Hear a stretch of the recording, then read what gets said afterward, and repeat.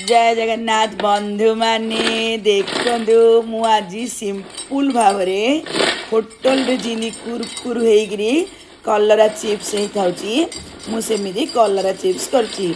जदि ये रेसिपीटा भल लगे लाइक करंतु सांग मते शेयर करंतु मते कमेंट करिया पई जम्मा भूलिबेनी। ता पूर्व दुनिया को कोण रे आपण रेसिपीटा देखुछथि प्लीज मते कमेंट करी कहंतु। देखंतु मु कसी कसी कलरा नै आइची ताकू पतला पतला करी गोल गोल करी काटी देली। गोटे 5 मिनट आकू लूण देकी रखी देची। मु लूण रु बाहर करके गोटे बाउल रे दे देली। सेथिरे किछि पियाज कटा दे देची रफली, लंका गुंड, हलदी गुंड, गरम मसला गुंड गोटे पाव चामच टी मु एथरे दे देबी। तापरे राशि एथरे मु 2 चामच दे देबी। राशि टिके आपण अधिक परिमाण रे दउथांदु, राशि रो टेस्टटा एथरे बहुत बढ़िया लागिबो। तापरे मु एथिरे अदा रसुन पेस्ट गोटे बड़ चामच रे चामच टी दे देची।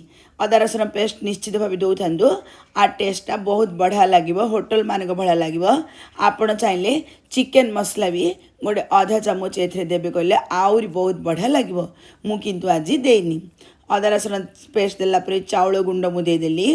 तापरे बेसन 2-3 चामच एथिरे दे देची। स्वाद अनुसार मु लूण दे देबी। लूण दे सारा परे टिके टिके पानी देगी ता ऊपर जमी गोटे कोटिंग हम से प्रकार मु मिसेबी। बेसी पतला करवानी, बेसी पतला करदे कहले आपण पिठो आपणकर भजड़े कुरकुरिया हेनी कि बेसी सुखिला करेनि। सुखिला कले भी सुखा सुखा लगिकी भल लगनी। जमी जस्ट ऊपर कोटिंग हम से प्रकार आपण करेंगे।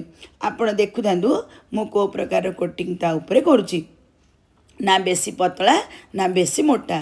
सेपटे हाई फ्लेम रे मु तेल कड़े बसई देची। पूरा जितल तेल कड़ीटा गरम हम मुझे सब पकेबी।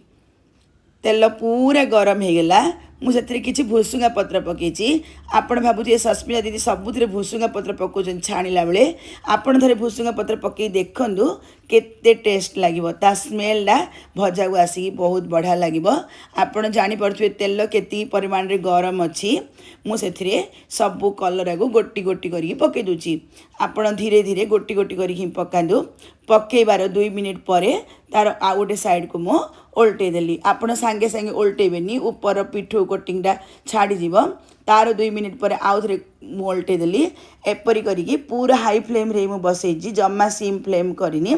आमर कलरा चिप्स रेडी हो गला खाइबा पई। आपण मानो का पसंद कलरा चिप्स निश्चित भाव मते कमेंट करेंगे। यूट्यूब रे देखुतले साइड थार बेल आइकनटा दबाई देबे, फेसबुक रे देखुतले फॉलो बटनटा दबाई देबे। एंजॉय करंतु। रहिली, धन्यवाद।